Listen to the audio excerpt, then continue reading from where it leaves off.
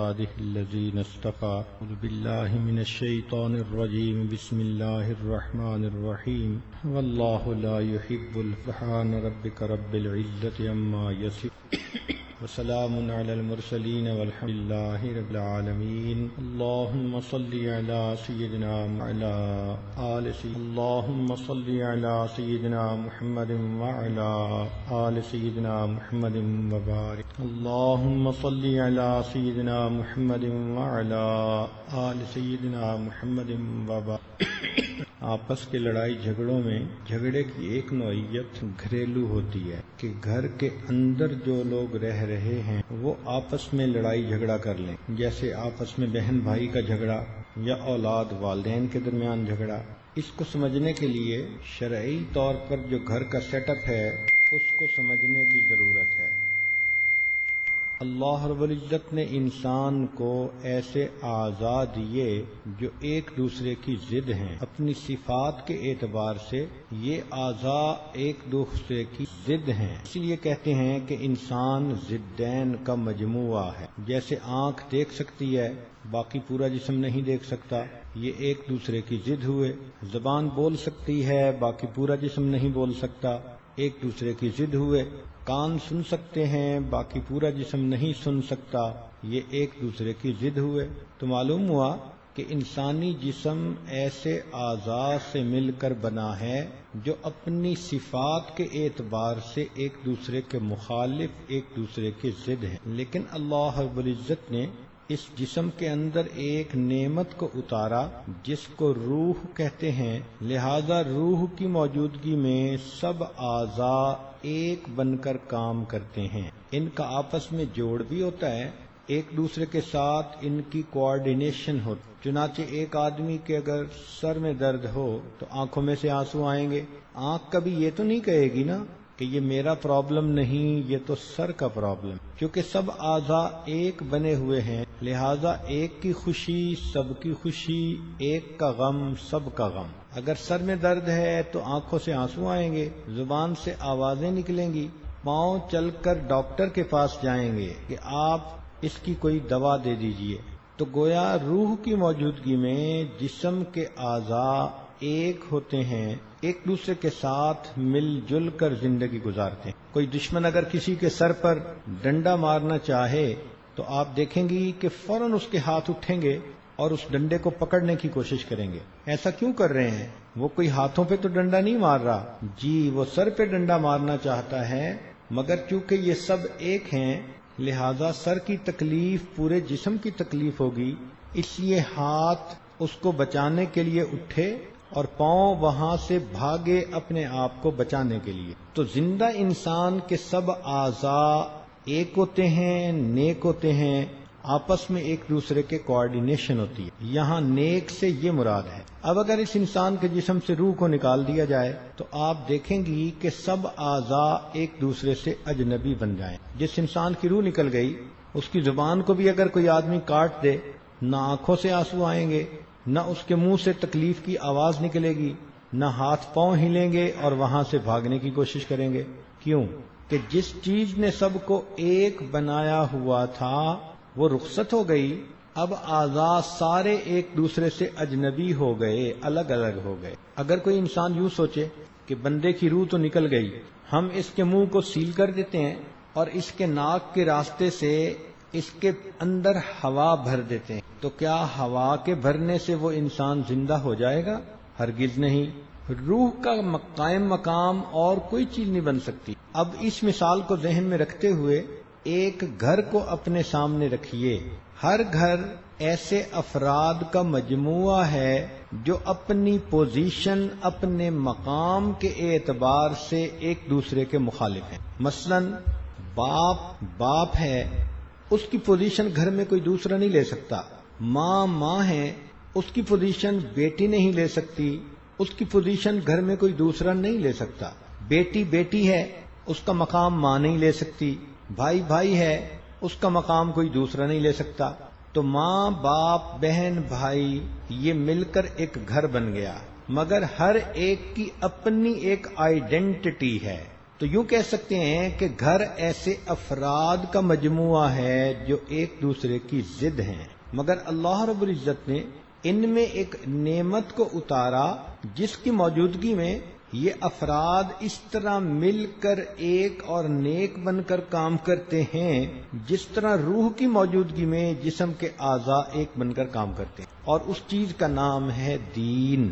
لہذا جس گھر کے اندر دین ہوگا، نام کا نہیں عمل میں ہوگا، تو آپ دیکھیں گی کہ گھر کے لوگوں کے درمیان الفتیں محبتیں ہوں گی، دل ایک دوسرے کے قریب ہوں گے، ایک فرد کی خوشی سارے گھر کی خوشی ہوگی اور ایک فرد کا غم سارے گھر کا غم ہوگا۔ یہ زندہ جسم کی طرح گھر گھرانہ ہے، اور اگر دین کو گھر سے نکال دیا جائے تو جس طرح روح کی عدم موجودگی میں اعضاء ایک دوسرے سے اجنبی ہو جاتے ہیں، تو دین کی عدم موجودگی میں یہ سارے افراد ایک دوسرے سے الگ ہو جاتے ہیں۔ جس طرح جسم میں ہوا بھر دی جائے تو جسم زندہ نہیں ہوتا، اسی طرح گھر میں انسان کے بنے ہوئے کوئی اپنے اصول لاگو کر دیے جائیں، کوئی الزم لاگو کر دیا جائے تو اس سے گھر کے اندر وہ محبتیں پیدا نہیں ہو سکتی۔ اس دنیا میں اللہ رب العزت نے دو چیزوں کو جوڑنے کے لیے کوئی نہ کوئی تیسری چیز بنائی ہے۔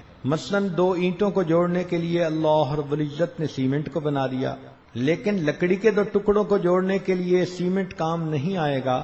وہاں ہو سکتا ہے کہ آپ کیل استعمال کریں اور لکڑی کے دو ٹکڑے بالکل یکجان ہو جائیں، لیکن کاغذ کے دو ٹکڑے جوڑنے ہوں، نہ سیمنٹ کام آئے گا نہ کیل کام آئے گا، وہاں پر گلو کام آئے گی۔ کپڑے کے دو ٹکڑے جوڑنے ہوں، نہ سیمنٹ کام آئے گا نہ کیل کام آئے گا نہ گلو کام آئے گی، ہو سکتا ہے وہاں پر سوئی دھاگا کام آ جائے۔ تو دیکھیں کہ مختلف چیزوں کو جوڑنے کے لیے کوئی نہ کوئی اللہ نے تیسری چیز بنائی ہے۔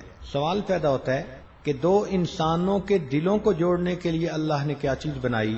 تو اس کا جواب دین اسلام ہے۔ اگر وہ دونوں لوگ شریعت پر عمل کرنے لگ جائیں، نیکی تقوی پر عمل کرنے لگ جائیں، تو اس نیکی کی وجہ سے اللہ ان کے دلوں میں خود بخود محبتیں پیدا فرما دیں گے۔ اور اس کی دلیل قرآن عظیم الشان میں سے اللہ تعالیٰ ارشاد فرماتے ہیں، ان الذین آمنوا وعملوا الصالحات سیجعل لهم الرحمن ودا، کہ جو لوگ ایمان لائیں گے، نیک اعمال کریں گے، ہم ان کے دلوں کے اندر محبتیں بھر دیں گے۔ تو نیکی پہ ہونا، دین پہ ہونا، یہ آپس میں دلوں کے محبتیں ہونے کا ذریعہ ہوتا ہے۔ اس لیے جو میاں بیوی دیندار ہوں ان کے درمیان مثالی محبتیں ہوتی ہیں، جو ماں باپ اور اولاد سب کے سب دیندار ہوں ان کے درمیان آپس میں مثالی تعلق ہوتا ہے۔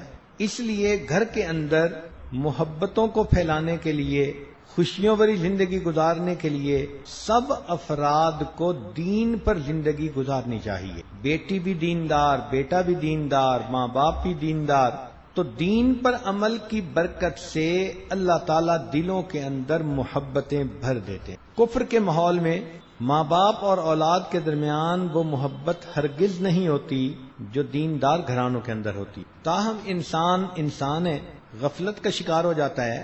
ہم دیکھتے ہیں کہ ہمارے گھروں میں اگرچہ ماں باپ اور اولاد کے درمیان بہت محبتیں ہوتی ہیں، لیکن کہیں کہیں ہمیں جھگڑے بھی نظر آتے ہیں۔ اب ان جھگڑوں کی نوعیت دو قسم کی ہوتی ہے، ایک بہن بھائی کے درمیان لڑائی جھگڑا اور دوسرا ماں باپ اور اولاد کے درمیان لڑائی جھگڑا۔ تو آئیے بہن بھائی یا دو بھائی دو بہنوں کے درمیان لڑائی جھگڑوں کے اوپر کچھ تھوڑی دیر غور کر لیں۔ عام طور پر دیکھا کہ چونکہ بھائی بہن ہوتے ہیں، بھائی بھائی ہوتے ہیں، ایک ماں باپ کی اولاد ہوتی ہے، تو جوانی کی عمر میں آپس میں ان کے ہنسی مذاق ہوتا ہے، اور زیادہ تر یہی ہنسی مذاق ایک دوسرے کے ساتھ جھگڑے کی بنیاد بن جاتی ہے۔ بھائیوں کی عام طور پر عادت ہوتی ہے کہ بہنوں کو تنگ کرتے ہیں، مذاق کرتے ہیں، اس نے کوئی کام کیا، ٹونٹ کر دی، الٹا جواب دے دیا، یا پھر کبھی اس کو دھکا دے دیا، اس کے بال کھینچ لیے۔ اب یہ جو کر رہے ہوتے ہیں وہ نفرت سے نہیں کرتے، محبت سے کر رہے ہوتے ہیں، لیکن نوجوان بچے ہیں، ان کو یہ پتہ نہیں ہوتا کہ اس کو اگلا کیسے محسوس کرے گا۔ کتاب چھپا دی، اس کے کام میں کوئی عیب نکال دیا، بھری محفل میں اس کو مذاق بنا دیا۔ تو عام طور پر بھائی بہنوں کے ساتھ ایسا کرتے رہتے ہیں اور یہ محبت کی بنا پر کرتے ہیں۔ اب اس کے جواب میں بہن ہاتھ تو نہیں اٹھا سکتی، وہ زبان چلاتی ہے، وہ پھر آگے سے کڑوی کسیلی سناتی ہے، تو یہ لڑائی جھگڑے کی بنیاد ہو جاتی ہے۔ بلکہ کئی مرتبہ تو بھائی اگر اپنی بہن کو مارنے لگتا ہے تو بہن آگے سے بد دعائیں دینی شروع کر دیتی ہے۔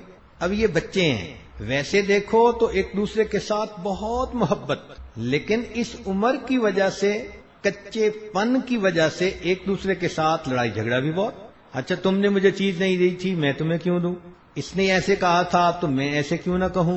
بس اس قسم کی چھوٹی چھوٹی باتیں ہوتی ہیں جس پر آپس میں ایک دوسرے کے ساتھ کھٹک پیدا ہوتی رہتی ہے۔ تو بنیادی وجہ اس کی ایک دوسرے کے ساتھ ہنسی مذاق، ایک دوسرے کے ساتھ حسد یا بدگمانی، یا ایک سوچتا ہے کہ ماں باپ اس کو پرائیورٹی زیادہ دیتے ہیں، مجھے نہیں دیتے، بڑے بھائی کی بات تو سب مانتے ہیں، میری بات تو کوئی سنتا ہی نہیں۔ اس قسم کی فیلنگز جو ہیں وہ آپس میں بھائی بہنوں کی لڑائی کا ذریعہ بنتی ہیں۔ اللہ رب العزت چاہتے ہیں کہ ایک ماں باپ کی اولاد آپس میں الفتوں محبتوں کی زندگی گزارے، لہذا اگر دو بھائی ہیں تو ان کو سمجھنا چاہیے کہ ہمارے درمیان ایک خون کا رشتہ بھی ہے اور دوسرا دین کا رشتہ بھی ہے۔ خون کے رشتے سے مراد کہ ماں باپ چاہیں گے دونوں ہمارے بیٹے ہیں، یہ آپس میں محبت پیار سے رہیں، اور دین کے رشتے سے مراد کہ اللہ تعالیٰ چاہتے ہیں دونوں میرے بندے ہیں، آپس میں محبت پیار سے رہیں۔ تو ان دونوں بھائیوں کو چاہیے کہ آپس میں اتنی محبت پیدا کر لیں کہ لوگ ان بھائیوں کو بھائی بھی سمجھیں اور ایک دوسرے کا دوست بھی سمجھیں۔ جب اللہ رب العزت اس رشتہ داری پہ خوش ہوتے ہیں تو کیا ضرورت ہے محلے کے لوگوں کو دوست بنانے کا؟ کیا ضرورت ہے سکول میں دوست بنانے کا؟ ایک گھر میں اگر 2-3 بھائی ہیں تو وہ آپس میں ایک دوسرے کو دوست بنائیں، ہیلپ لینی ہے تو بھی ایک دوسرے سے لیں، کھیلنا ہے تو بھی مل کے کھیلیں، کوئی کام کرنا ہے تو مل جل کر کام کریں۔ کئی گھرانوں میں ایسا دیکھا گیا کہ بھائیوں کے اندر اتنی محبت ہوتی ہے، کوآرڈینیشن ہوتی ہے کہ وہ بھائی کم نظر آتے ہیں، دوست زیادہ نظر آتے ہیں۔ ہر کام ایک دوسرے کے مشورے سے کرتے ہیں، ایک دوسرے کا اکرام کرتے ہیں، عزت احترام۔ اس سے گھر کے اندر محبتیں بڑھتی ہیں، سکون بڑھتا ہے، پریشانیاں گھٹ جاتی ہیں۔ اور سچی بات یہی ہے کہ دنیا ہو یا آخرت، بندے پہ جب بھی مصیبت آئے تو اسے یاد تو اپنا بھائی ہی آتا ہے۔ اس کی دلیل قرآن عظیم الشان میں سے اللہ رب العزت نے جب حضرت موسیٰ علیہ السلام کو نبوت سے سرفراز فرمایا، حکم دیا اذهب الى فرعون انه طغى، جائیے فرعون کے پاس، وہ باغی طاغی بن گیا ہے۔ تو سیدنا موسیٰ علیہ السلام سمجھے کہ یہ بہت بڑا بوجھ ہے، مجھ اکیلے کے لیے اٹھانا مشکل ہوگا۔ اب اس بوجھ کو اٹھانے کے وقت ان کو اپنا بھائی یاد آیا۔ کیا دعا مانگی؟ رب اشرح لی صدری ویسر لی امری واحلل عقدۃ من لسانی یفقہوا قولی۔ پھر آگے کہا وجعل لی وزیرا من اہلی ہارون اخی، اے اللہ میرے بھائی ہارون کو آپ میرا وزیر بنا دیجئے۔ تو دیکھیے کہ اس بوجھ کو اٹھاتے ہوئے موسیٰ علیہ السلام کو اپنا بھائی یاد آیا۔ اسی طرح آخرت میں بھی ہوگا۔ چنانچہ قرآن مجید میں ہے کہ جب ایک آدمی کے گناہ زیادہ ہوں گے، نیکیاں تھوڑی ہوں گی، پریشان ہوگا، اسے کہا جائے گا کہ تم اپنے متعلقین سے نیکیاں لے سکتے ہو تو لے لو، تو یہ سب سے پہلے کس کی طرف رجوع کرے گا؟ قرآن مجید نے کہا یوم یفر المرء من اخی، بھائی کا نام سب سے پہلے آیا۔ تو اللہ رب العزت نے یہ ایسا رشتہ بنایا ہے کہ دنیا آخرت میں انسان اس کی طرف رجوع کرتا ہے۔ تو جب اللہ رب العزت چاہتے ہیں کہ دو بھائی محبتوں سے رہیں تو آپس میں محبت سے رہیں، زندگی بھی اچھی گزرے گی اور نامہ اعمال میں نیکیاں بھی لکھی جائیں گی۔ اس کو کہتے ہیں ہم خرما و ہم ثواب، کھجوریں بھی کھاؤ اور ثواب بھی لو۔ ایک دوسرے کی غلطیوں کو معاف کر دینا یہ عظمت ہوا کرتی ہے۔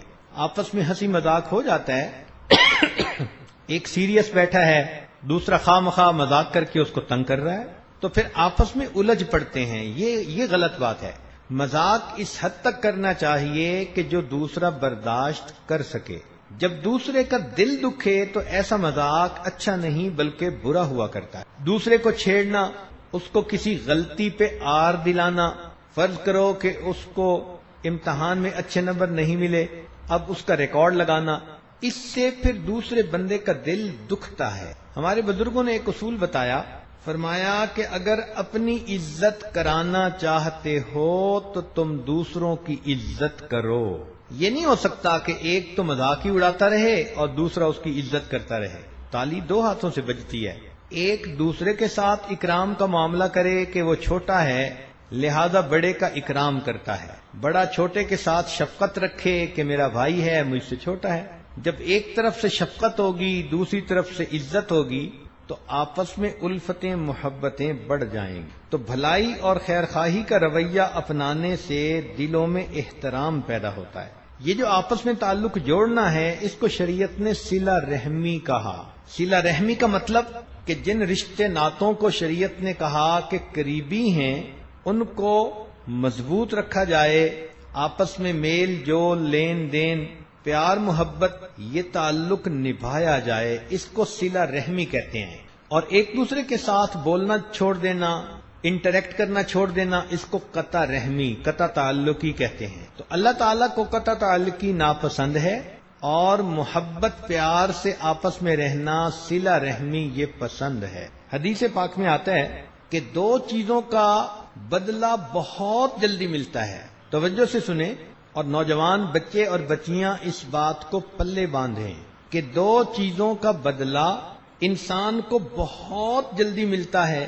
ایک اگر آپس میں صلہ رحمی کرے تو اس کی برکتیں اس کی زندگی میں بہت جلدی ظاہر ہوتی ہیں. اور دوسرا اگر کوئی بندہ تکبر کا بول بولے تو تکبر کا بول بولنے کی وجہ سے ظلم کرنے کی وجہ سے اس کا عذاب انسان کو بہت جلدی آنکھوں سے دیکھنا نصیب ہو جاتا ہے. تو صلہ رحمی کا ثواب جلدی ملتا ہے، ظلم کا عذاب جلدی ملتا ہے. پھر سنیے، صلہ رحمی کا ثواب جلدی ملتا ہے اور ظلم کا عذاب جلدی ملتا ہے. یہ دونوں کام ایسے ہیں لہذا ہمیں چاہیے کہ ہم آپس میں صلہ رحمی کے ساتھ رہیں. ایک حدیث مبارکہ میں نبی علیہ الصلوۃ والسلام نے ارشاد فرمایا کہ صلہ رحمی پر اللہ تعالیٰ بندے کو 3 انعام عطا کرتے ہیں. صلہ رحمی پر، صلہ رحمی سے کیا مراد کہ بہن بھائی آپس میں اگر محبت پیار سے رہیں کوآرڈینیشن کے ساتھ رہیں تو صلہ رحمی کے 3 انعام.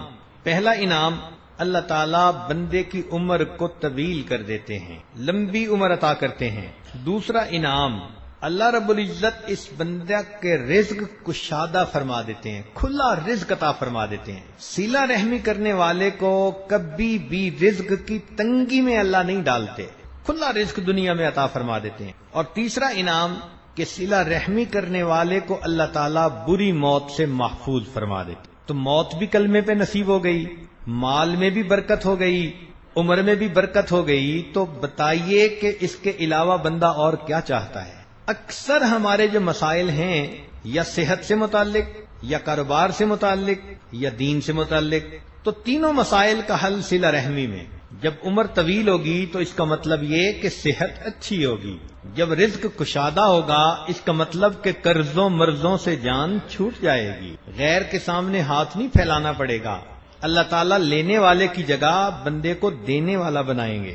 اور بری موت سے حفاظت سے مراد یہ کہ اللہ رب العزت بندے کو دین والی زندگی عطا فرمائیں گے تاکہ اس کی زندگی بھی محمود اور پھر اس کی موت بھی محمود ہو. ان 3 انعامات کو سامنے رکھیں تو جی چاہتا ہے کہ بہن بھائی آپس میں مثالی محبت کی زندگی گزاریں.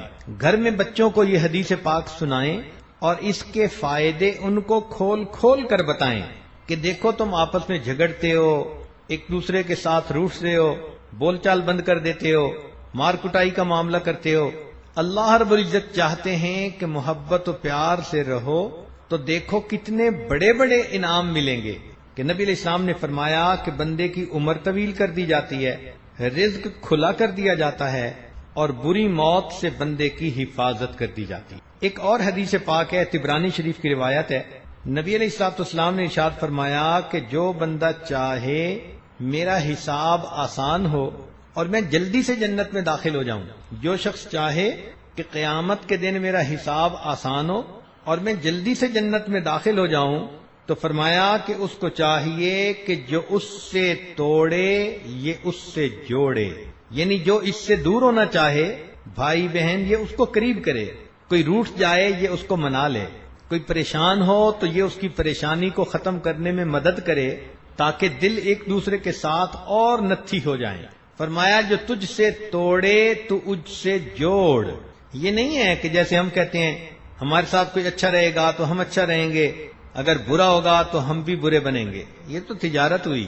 نبی علیہ السلام نے فرمایا جو تجھ سے توڑے تو اس سے جوڑ، یعنی جو تجھ سے دور ہونا چاہے تو اس کو اپنی محبت پیار سے قریب کر لے۔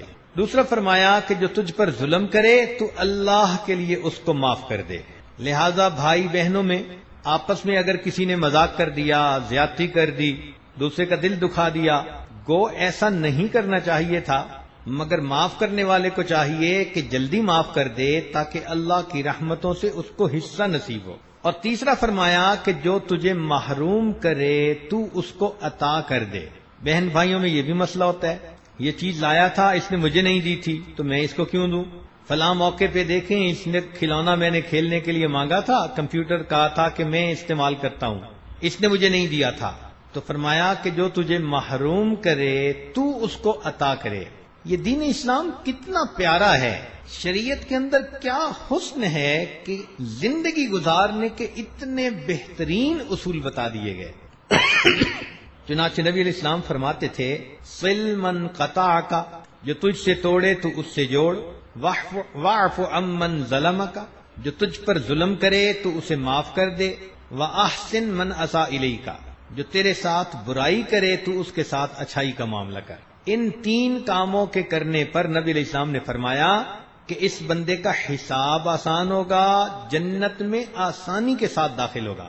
اب پہلی حدیث اور دوسری حدیث کو ملا کر اگر دیکھیں تو معلوم یہ ہوا کہ جو بندہ صلہ رحمی کرے گا اللہ رب العزت دنیا میں اس کو لمبی عمر دیں گے، دنیا میں اس کو فراخ رزق عطا کریں گے، اور موت اللہ تعالیٰ اس کو ایمان پر عطا کریں گے، اور چوتھی بات کہ قیامت کی رسوائی سے بچائیں گے اور آسانی سے اس کو جنت میں داخل فرما دیں۔ تو یہ کیسا پیارا عمل ہے کہ جس ایک عمل کے کرنے پر انسان سیدھا جنت میں جائے گا۔ تو نوجوان بچے بچیوں کو یہ احادیث سنا کر اس کی اہمیت کو اجاگر کریں کہ آپس میں انہیں محبت پیار سے رہنا ہے۔ بلکہ ایک اور حدیث مبارکہ ہے کہ صلہ رحمی اللہ رب العزت کو اتنی پسند ہے، یہ مل جل کر محبت پیار سے رہنا، صلہ رحمی، چونکہ عنوان آج گھر کے جھگڑوں کا ہے، لہذا اس میں نہ میاں بیوی کا نام آ رہا ہے، نہ پڑوسی کا، نہ کسی اور کا۔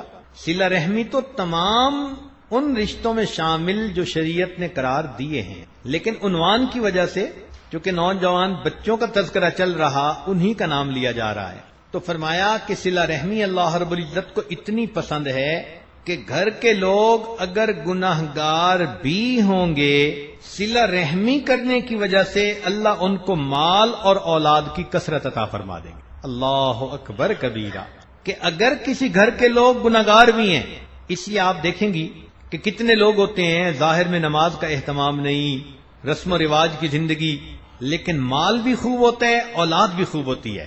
وجہ کیا کہ آپس میں وہ محبت و پیار سے رہ رہے ہوتے ہیں۔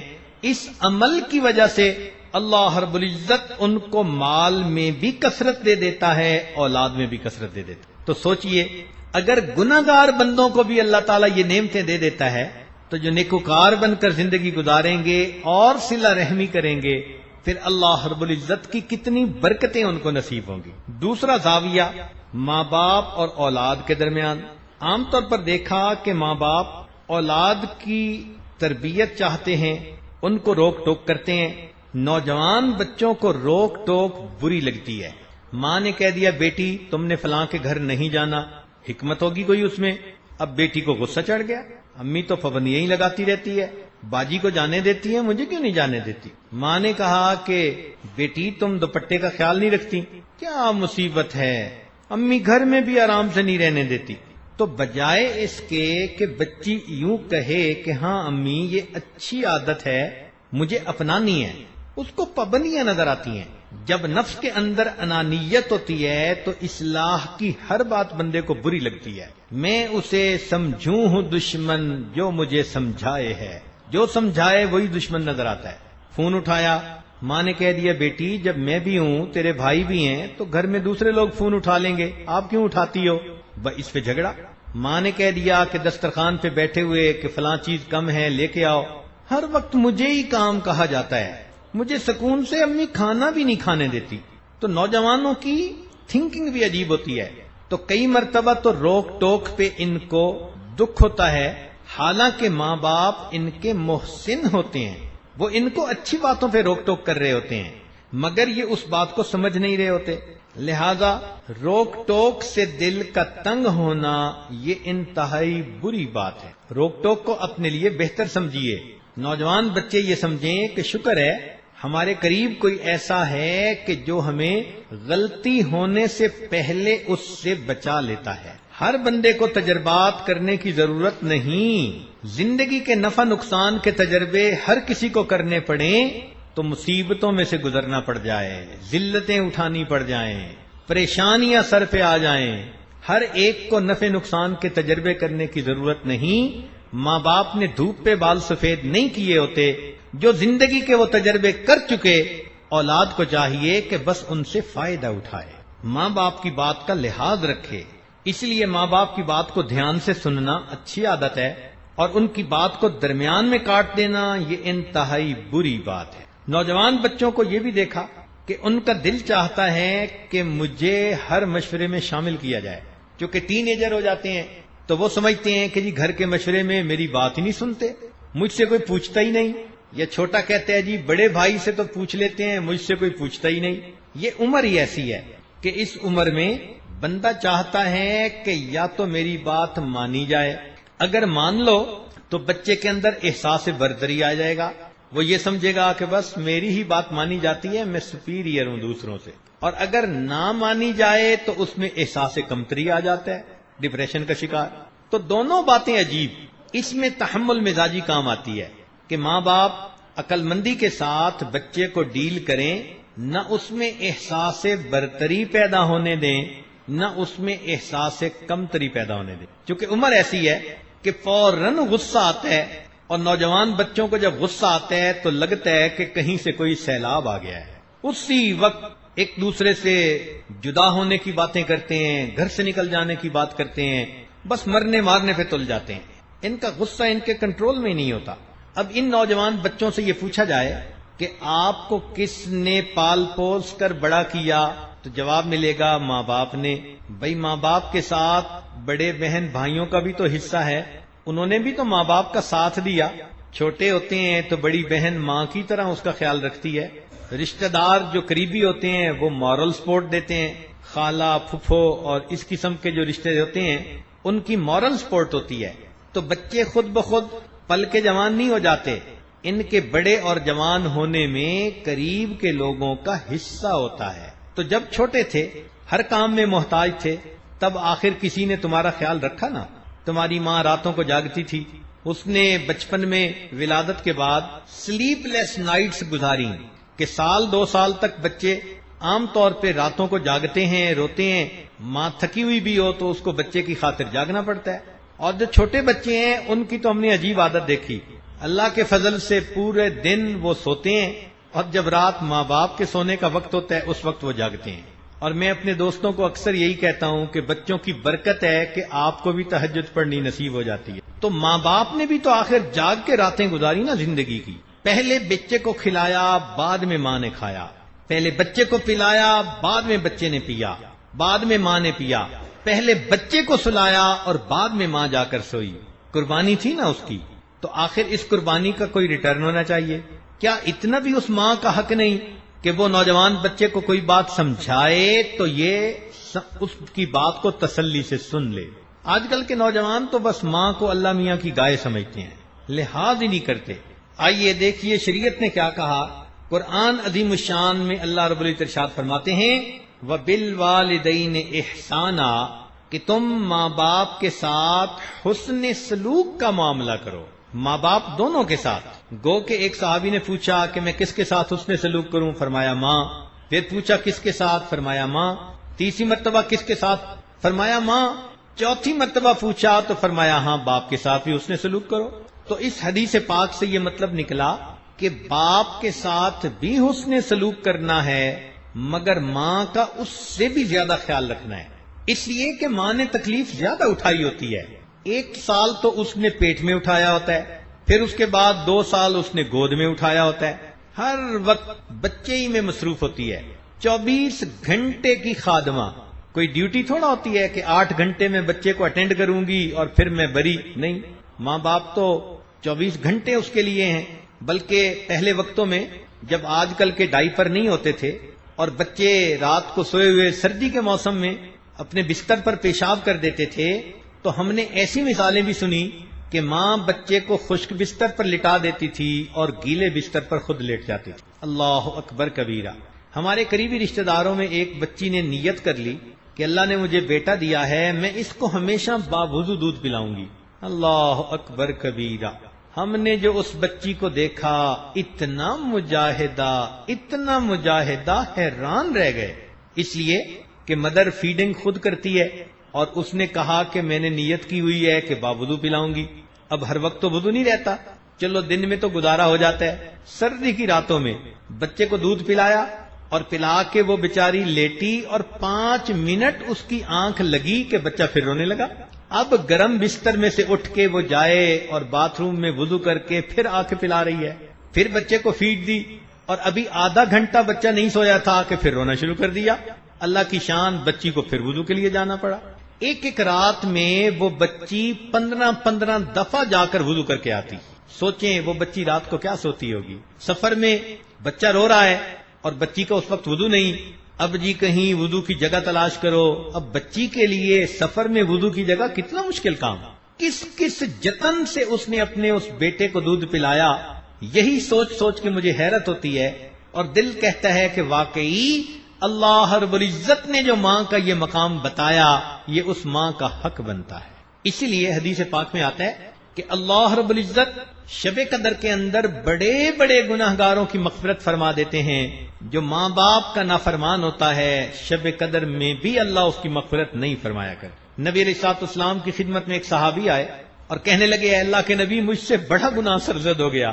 نبی علیہ السلام نے فرمایا، جاؤ اپنی ماں سے دعا کروا لو۔ اس نے کہا، اے اللہ کے نبی، میری ماں تو فوت ہو چکی۔ فرمایا، جاؤ تمہاری خالہ ہے کہ جی وہ زندہ ہے؟ فرمایا، جاؤ خالہ سے دعا کروا لو، اللہ تمہارے بڑے گناہ کو بخش دیں گے۔ سوچئے، جب کبیرہ گناہوں کو اللہ ماں کے ہاتھ اٹھنے پر معاف فرما دیتے ہیں تو اللہ کے ہاں ماں کا کیا مقام ہوگا۔ اس لیے جو شخص اپنے ماں باپ سے حسن سلوک کرتا ہے، اللہ رب العزت اس بندے کی زندگی میں برکتیں عطا فرماتے ہیں۔ حدیث پاک کا مفہوم سنیں اور دل کے کانوں سے سنیں کہ جو شخص اپنے ماں باپ کے ساتھ حسن سلوک کا معاملہ کرتا ہے، اس کی آنے والی اولاد کل اس کے ساتھ حسن سلوک کا معاملہ کرے گی۔ یہ ہے عدل کا بدلہ، جیسی کرنی ویسی بھرنی۔ جو نوجوان بچے بچیاں آج اپنے ماں باپ کی خدمت کریں گی، کل جب ان کی شادیاں ہوں گی اور خود ماں باپ بنیں گے، اللہ ان کو بھی فرما بردار اولاد عطا فرمائے۔ کیا مزے کی بات ہے۔ تو اس لیے نوجوان بچے بچیوں کو چاہیے کہ خدمت کر کے ماں باپ کو راضی کریں تاکہ ان کی اولاد ان کو راضی کرے اور اس کے ذریعے سے اللہ رب العزت بھی ان سے راضی ہو جائیں۔ اس لیے شریعت نے کہا کہ ماں باپ اگر فوت ہو جائیں تو بندے کو چاہیے کہ جو ماں باپ کے تعلق والے تھے انسان، ان کے ساتھ حسن سلوک کا معاملہ کرے۔ مثلا ایک بندہ کہتا ہے میں اپنی ماں کی خدمت نہ کر سکا، فوت ہو گئی، تو بھائی اب آپ اپنی خالہوں کی خدمت کرو۔ جی خالہ بھی کوئی نہیں، تو بھائی ماں جن سے تعلق رکھتی تھی، جن کو وہ اپنے قریب سمجھتی تھی، اگر ان کا اکرام کرو گے تو تمہیں اپنی والدہ کا اکرام کرنے کا ثواب دیا جائے گا۔ یہ عمل اللہ رب العزت کو اتنا پسند ہے کہ انسان کو دنیا کی مصیبتوں سے بھی بچاتا ہے۔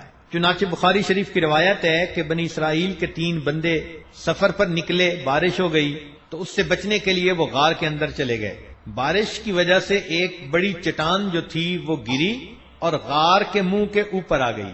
اتنی وزنی تھی کہ تینوں نے مل کر زور لگایا مگر وہ ہلتی نہیں تھی۔ اب کوئی وہاں تھا ہی نہیں جو ان کی مدد کرے۔ تینوں زور لگا کے جب تھک گئے، عاجز آ گئے، تو اب ان کو موت آنکھوں کے سامنے نظر آنے لگ گئی کہ غار کا منہ بند ہے ہم بھوکے پیاسے ایڑیاں رگڑ کر یہیں مر جائیں گے۔ اس وقت انہوں نے سوچا کہ اللہ رب العزت کے سامنے کوئی اپنے عمل پیش کرو کہ جن عملوں کو قبول کر کے اللہ ہمیں اس مصیبت سے نجات دے دے۔ چنانچہ انہوں نے اپنے اپنے عمل پیش کیے، جن میں سے ایک نے یہ کہا، میں بکریاں چراتا تھا اور جب گھر واپس آتا تو میں اپنی والدہ کو دودھ دیا کرتا تھا۔ ایک رات جب میں آیا تو والدہ سو چکی تھی، میں دودھ لے کر کھڑا رہا کہ والدہ کی آنکھ کھلے گی تو میں دودھ دوں گا۔ اللہ وہ پوری رات سوئی رہی، ان کی آنکھ نہیں کھلی اور میں پوری رات ہاتھ میں دودھ کا گلاس لے کے انتظار کرتا رہا۔ میرے اللہ، اگر یہ میرا عمل آپ کو پسند ہے، ہمیں اس مصیبت سے نجات دیجئے۔ تو اس عمل کی برکت سے اللہ رب العزت نے تیسرا حصہ غار کا جو منہ تھا اس کو کھول دیا۔ پھر دوسرے نے اپنا عمل پیش کیا کہ ایک کزن تھی، میرا اس کے ساتھ نفسانی شیطانی شہوانی تعلق تھا، میں نے کسی ہیلے بہانے سے اس کو زنا پر آمادہ کر لیا۔ جب میں زنا کرنے لگا تو اس وقت اس نے مجھے کہا کہ تم اللہ کی مہر کو کیوں توڑتے ہو؟ جو چیز شریعت میں تمہارے لیے حرام ہے تم اس کا ارتکاب کیوں کرتے ہو؟ اس کی بات میرے دل پر ایسی بیٹھ گئی کہ موقع کے باوجود میں نے اس کو بھیج دیا اور اس گناہ کا ارتکاب نہیں کیا۔ اس عمل کو اللہ قبول کر لے۔ چنانچہ اس عمل کی وجہ سے اللہ رب العزت نے 1/3 اور جو ہے غار کا منہ کھول دیا۔ پھر تیسرے نے اپنا عمل پیش کیا کہ میں نے بکریاں پالی، میرا ایک پارٹنر تھا، کچھ عرصے کے بعد چلا گیا، میں نے اس کے مال کو اسی طرح بڑھاتا رہا۔ کئی سالوں کے بعد جب وہ آیا اور اس نے مانگا تو میں نے اس کا پورا مال اسے دے دیا، جو حیران ہو گیا وہ، اے اللہ میں نے آپ کے لیے یہ کیا، اگر عمل پسند ہے تو ہمیں نجات دیجئے۔ تو وہ چٹان منہ سے ہٹ گئی اور اللہ رب العزت نے تینوں کو اس مصیبت سے نجات عطا کر دی۔ اب یہاں یہ بات سوچنے کی ہے کہ ماں باپ کے ساتھ حسن سلوک بھی ان اعمال میں سے ہے کہ جن اعمال کا واسطہ دیا جائے اللہ بندے کو دنیا کی مصیبتوں سے بھی بچا دیتے۔ اس لیے نوجوان بچوں کو چاہیے کہ وہ بھی اپنے ماں باپ کی خدمت کریں، ان کی دعائیں لیں، اور ماں باپ کو بھی چاہیے کہ وہ اولاد کے ساتھ پلنگ اور چارپائی والا معاملہ نہ کریں کہ ادھر سے اٹھا کے ادھر رکھ دی، ذرا سی بات پہ ڈانٹ پلا دی۔ وہ بھی ان کو انسان سمجھیں، ان کی بات کو سنیں اور ان کو سمجھانے کی کوشش کریں۔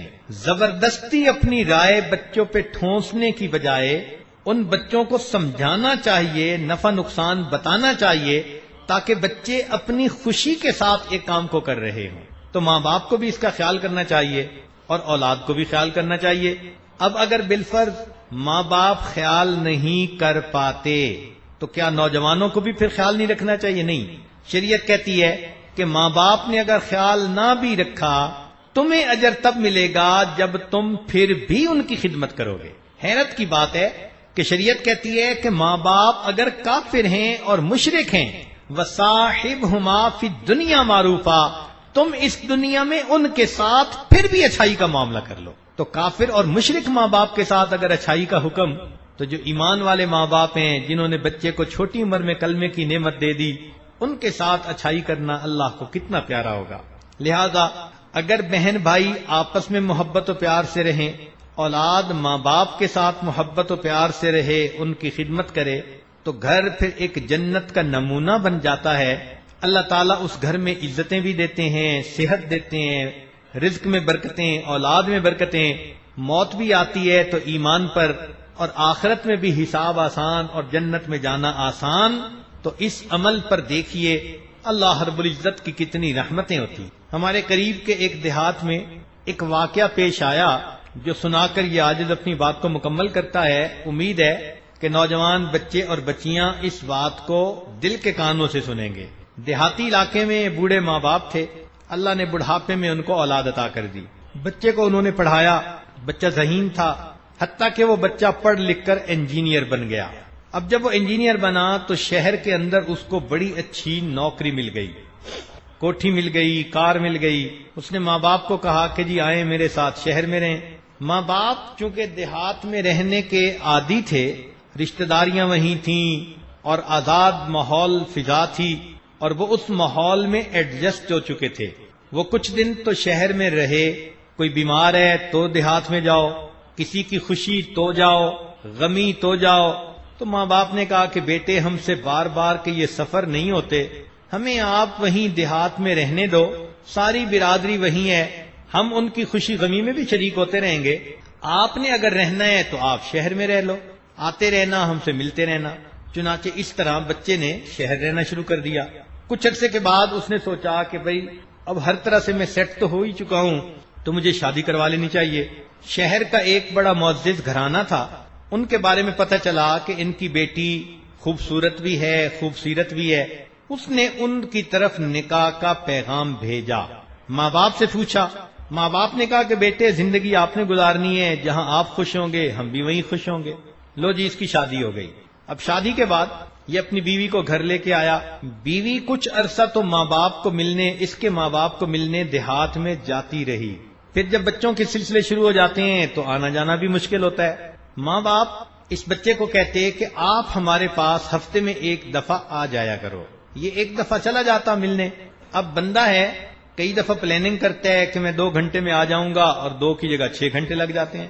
تو جب اس طرح ذرا دیر ہونی شروع ہوئی تو بیوی کو بھی برا لگا، وہ بھی پھر بولنا شروع ہو گئی، جیسے عورتوں کی ایک لینگویج ہوتی ہے، بس آپ تو جب چلے جاتے ہیں تو پچھلے تو آپ کے لیے نظر میں مر ہی جاتے ہیں، پیچھے تو کوئی ہوتا ہی نہیں، بس آپ جایا کریں تو وہیں ماں کے پاس بیٹھ جایا کریں، وہیں رہا کریں، یہاں آنے کی کیا ضرورت ہے۔ اب یہ نوجوان بچہ شریف النفس تھا، سمجھاتا اپنی بیوی کو، وہ بھی امیر گھرانے کی تھی اور آگے سے بات کو بڑھا دیتی تھی، خواہ مخواہ کے آرگومنٹس آپس میں ہو جاتے، اور یہ ہر ہفتے کا مسئلہ، 1 دن 2 دن 2-4 سال گزرے تو اب جو ہے بیوی جو تھی وہ ماں باپ کے پاس جانے سے الرجک ہو گئی۔ جب یہ جانے لگتا تو وہ ہنگامہ کر دیتی، یہ پریشان کہ وہاں نہ جاؤں تو ماں باپ ناراض، اور اگر جاؤں تو یہاں بیوی ناراض۔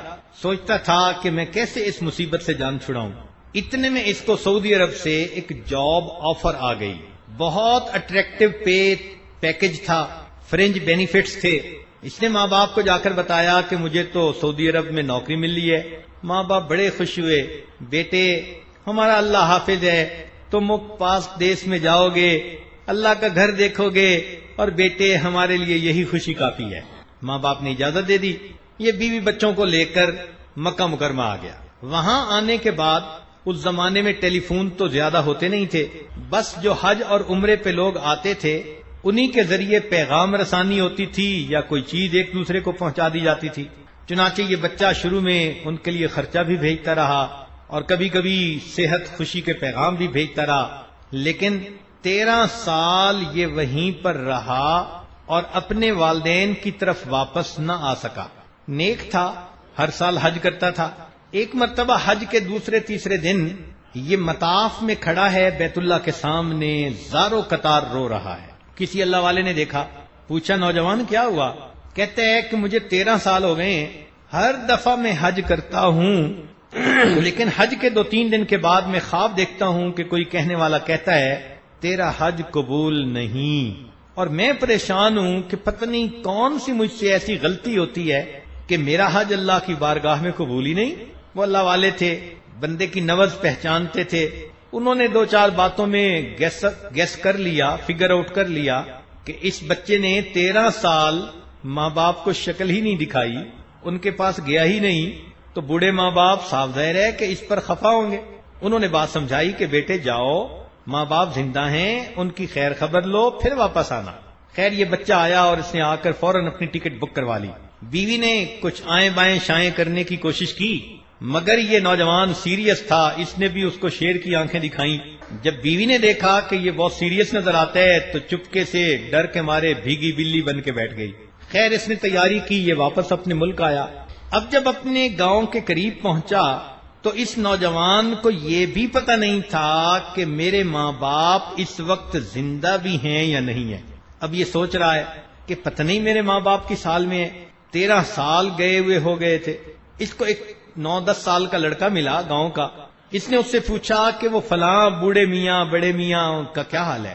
اس نے بتایا جی وہ بڑے میاں تو 6 مہینے ہوئے فوت ہو گئے، البتہ وہ بوڑھی عورت ابھی زندہ ہے، گھر میں ہے اور بڑی بیمار ہے، اور میں نے سنا کہ ان کا ایک بیٹا ہے جو کوئی سعودی عرب گیا ہوا ہے، پتہ نہیں وہ کیسا نامعقول بیٹا ہے جو اپنی ماں باپ کی خبر ہی نہیں لیتا۔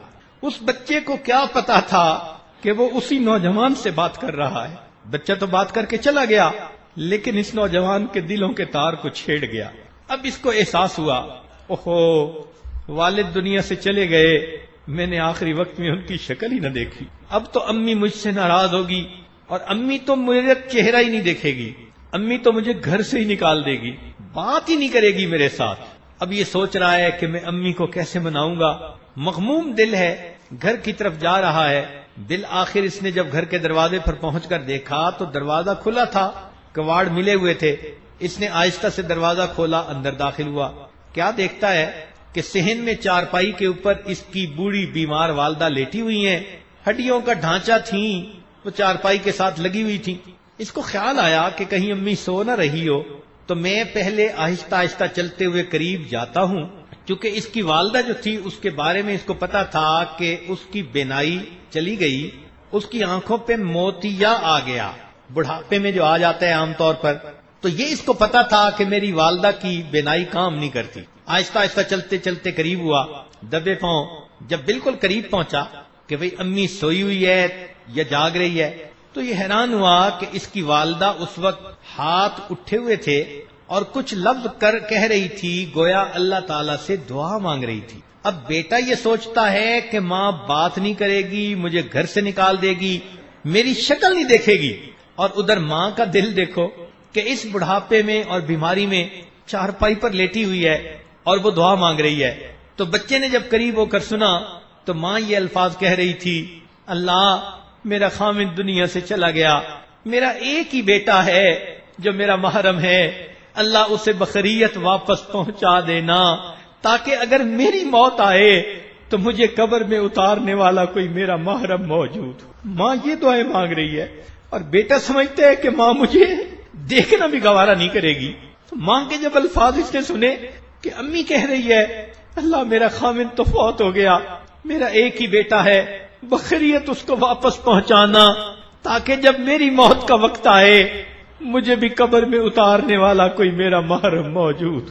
اس نے فوراً کہا امی میں آ گیا ہوں. تو ماں چونک اٹھی، آواز سنتے ہی میرے بیٹے آ گئے. جی امی میں آ گیا ہوں.